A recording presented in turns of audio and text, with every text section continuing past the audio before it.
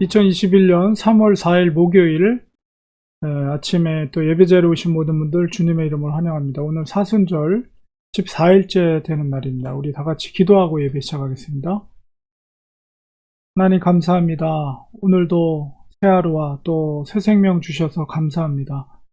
오늘도 이 아침 시간에 하나님 앞에 예배자리에 불러주셔서 거룩한 예배를 올려드립니다. 우리가 사순절을 보내고 있습니다.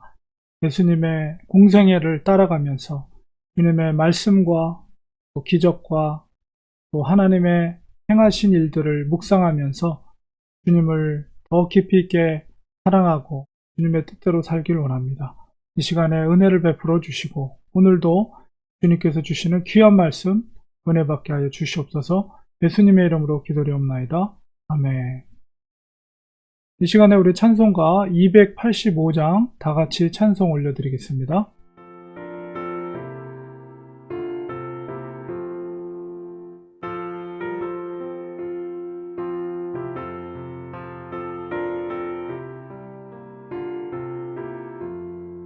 주의 말씀 받은 그날 참 기쁘고 복되도다. 이 기쁜 마음 못 이겨서 온 세상에 전하노라. 기쁜 날 주 나의 죄 다 씻은 날 늘 깨어서 기도하고 늘 기쁘게 살아가리. 기쁜 날 주 나의 죄 다 씻은 날 이 좋은 날 내 전한 몸 새 사람이 되었으니 이 몸과 마음 다 바쳐서 영광의 주를 섬기리. 기쁜 날 주 나의 죄 다 씻은 날 늘 깨어서 기도하고 늘 기쁘게 살아가리. 기쁜 날 주 나의 죄 다 씻은 날.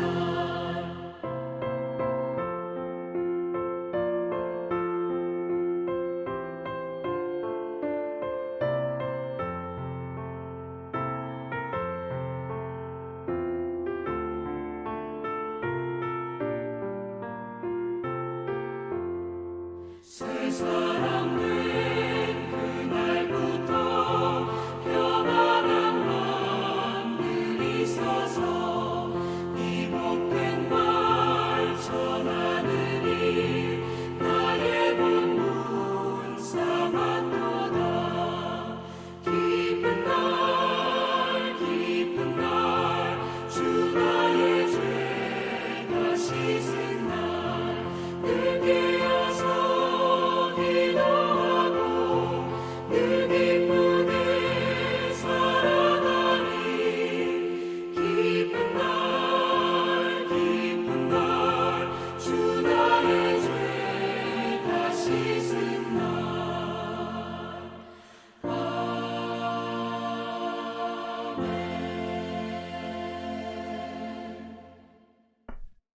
하나님의 말씀 마태복음 14장 13절에서 21절 말씀 보겠습니다.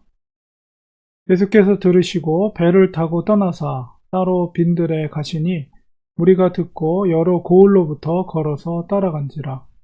예수께서 나오사 큰 무리를 보시고 불쌍히 여기사 그 중에 있는 병자를 고쳐 주시니라. 저녁이 되매 제자들이 나와 이르되 이곳에는 빈들이요 때도 이미 저물었으니 무리를 보내어 마을에 들어가 먹을 것을 사 먹게 하소서.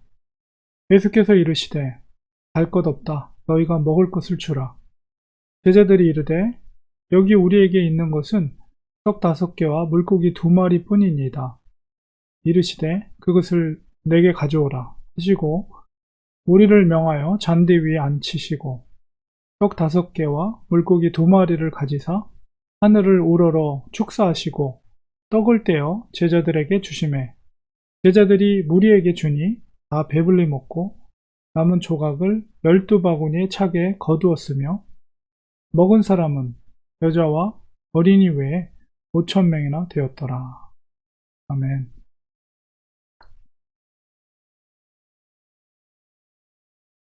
오늘 사순절 14번째 되는 날입니다. 오늘은 예수님께서 5,000명의 사람들을 먹였던 오병이어의 사건을 우리가 읽어볼 텐데 보았는데요.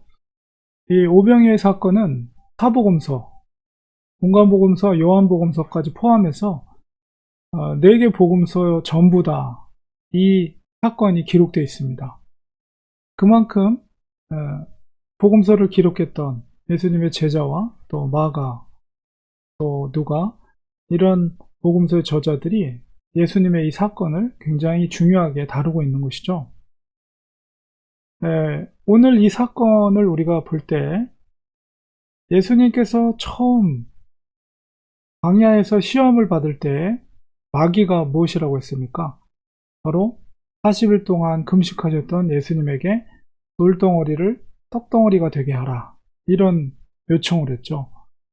마귀는 사람의 가장 연약한 부분을 시험을 하거든요.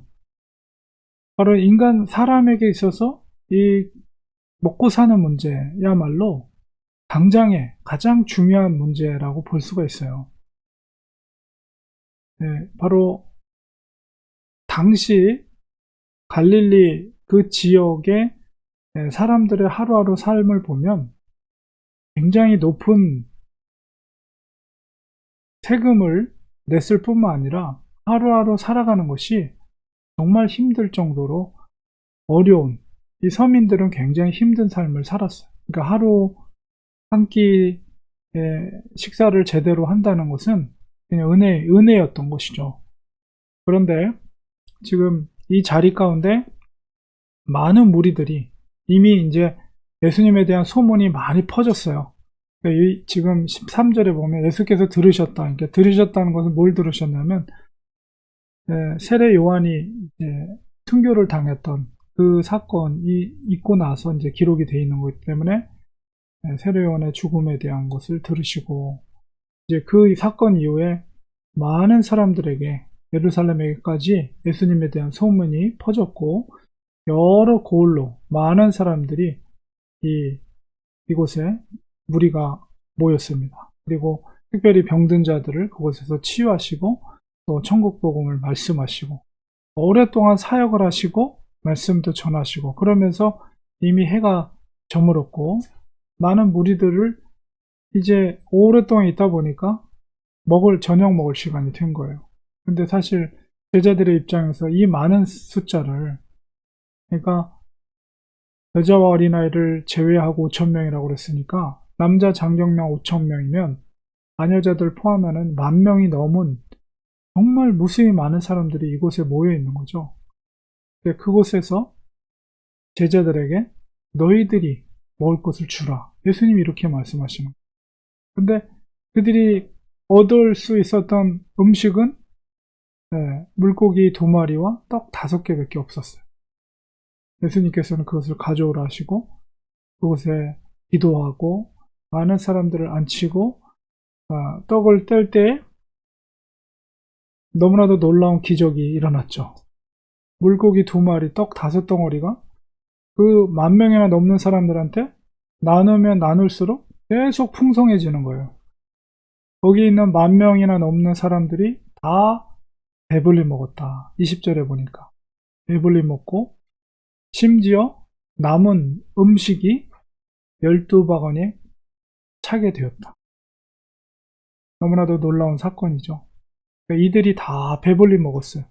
한 끼 식사를 마음껏 배불리 먹을 수 있다는 것은 그 사람들에게 있어서 너무나도 귀한 일인 것이죠.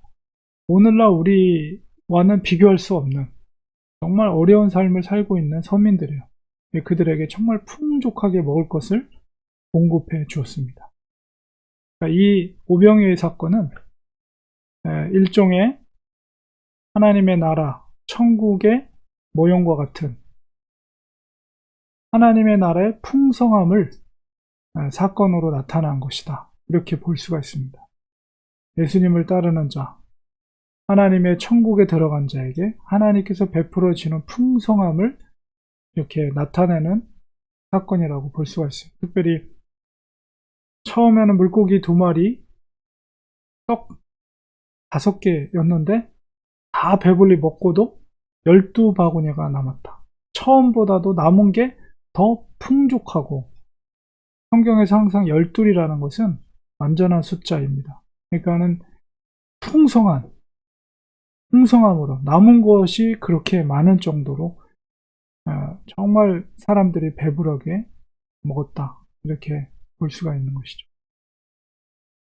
천국의 풍성함을 사람들은 누렸습니다. 잠시 동안이지만 그들은 예수 그리스도를 따를 때 이런 풍성함이 있다는 것을 깨닫게 되었습니다. 물론 하나님의 나라는 눈에 보이는 육적인 나라라기보다는 예수 그리스도를 믿는 믿음으로 구원받는 영적인 나라입니다.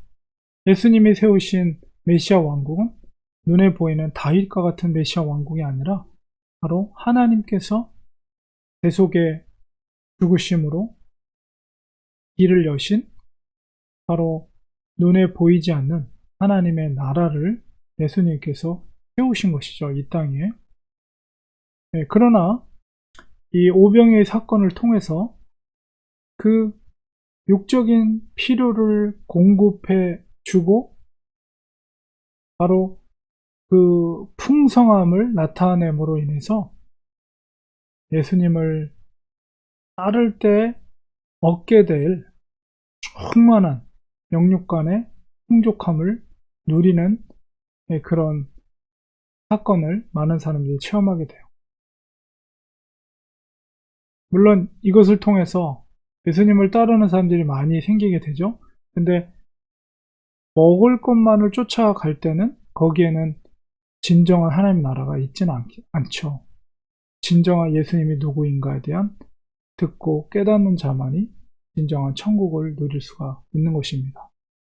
어쨌든 이 오병이의 사건은 바로 하나님 나라의 풍성함을 나타내는 아주 상징적인 사건이라는 것을 우리가 기억하면서 우리가 주님을 통해서 누리게 될 우리 13장에 있었던 비유를 통해서도 뭐라고 그럽니까? 가라지 비유에서 지난주 주일날 말씀하신 것처럼 의인들은 때와 같이 빛날 것이다. 진정한 만족함을 누릴 수 있는 그 하나님 나라에 거하게 될 것을 약속하고 있는 것이다.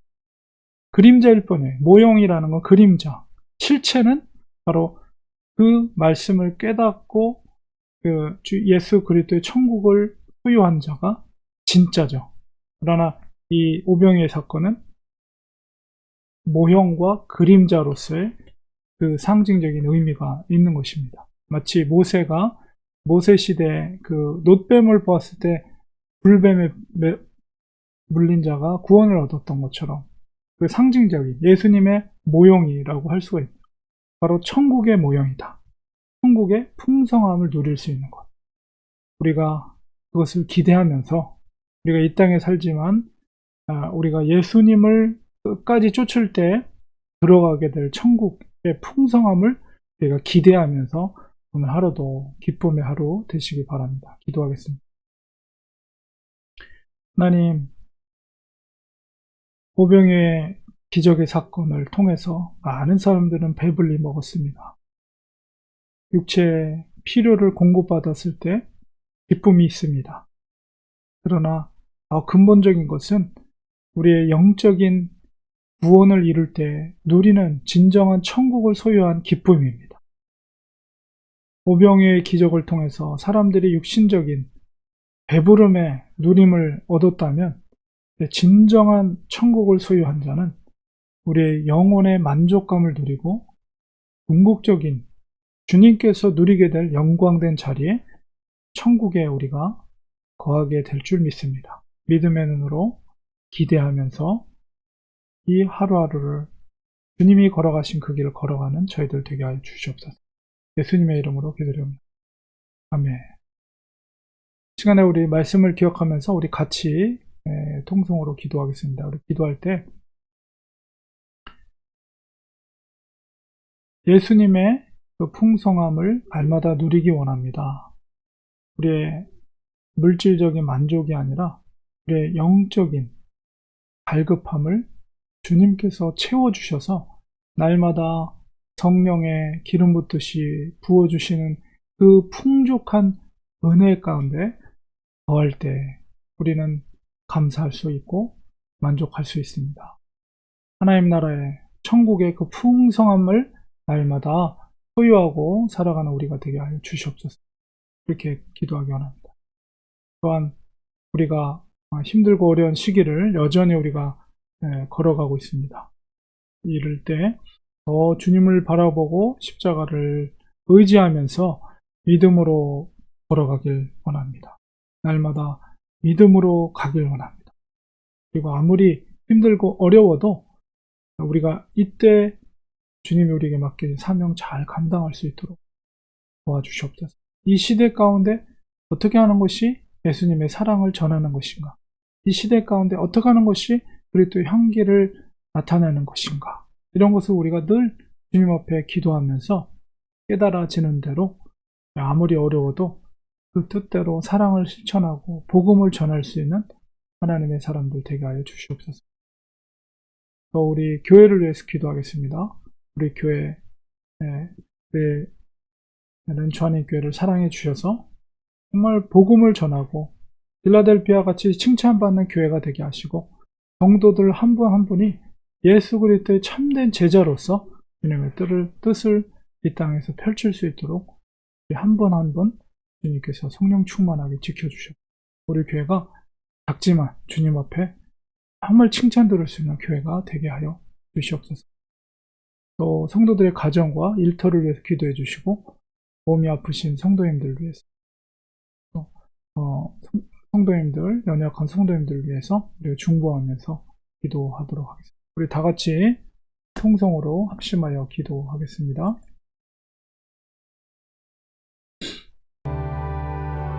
하나님 아버지, 시간 주님 앞에 간절히 기도합니다. 천국의 풍성함을 날마다 누리길 원합니다. 우병력 기적을 통해서 수만 명의 사람들이 배부름의 만족함을 누렸습니다. 하나님, 그러나 무엇보다 더 중요한 것은 우리의 영적인 만족함을 누리는 것입니다. 하나님께서 우리와 함께 하시고 우리와 내주하신 성령님께서 충만하게 역사해 주셔서 날마다 그 감격과 기쁨 가운데 거할 수 있도록 도와주시옵소서. 밭에 숨겨진 보화를 발견한 농부처럼 하나님으로 인하여 예수 그리스도로 말미암아 항상 기뻐하고 감사하고 우리가 천국에 거할 것을 믿음의 눈으로 바라보면서 항상 감사하는 삶을 사는 저희들 될 수 있도록 주님 도와주시옵소서. 렌추아닌 교회를 사랑해 주시옵시고 그 교회를 통해서 하나님의 영광이 나타나게 하여 주옵소서. 우리 교회 성도 한 분 한 분을 사랑해 주시고 붙잡아 주시고 여기 힘들고 어려운 시기 가운데 보내고 있지만 내가 날마다 기도하며 날마다 십자가를 바라보며 예수 그리스도를 의지하면서 믿음의 길을 승리하는 우리 성도들 되게 하여 주시옵시고 주님께서 7교회 중에 빌라델비아 교회를 작지만 큰 일을 감당한 교회로 칭찬해 주셨듯이 우리 교회가 연약하지만 사랑이 충만하고 복음을 전하는 그런 능력 있는 교회가 될 수 있도록 도와주시옵소서. 연약한 종을 붙잡아 주시고 하나님께서 붙들어 주셔서 성도님들을 잘 섬길 수 있게 하여 주시고 교회를 잘 섬길 수 있는 하나님의 종이 되게 하여 주옵기만을 간절히 바라고 합니다. 성도들의 가정을 지켜주시옵소서. 가정마다 주님이 자정하시고 하나님 앞에 기도하는 제목마다 응답되는 역사들이 일어나게 하여 주옵소서.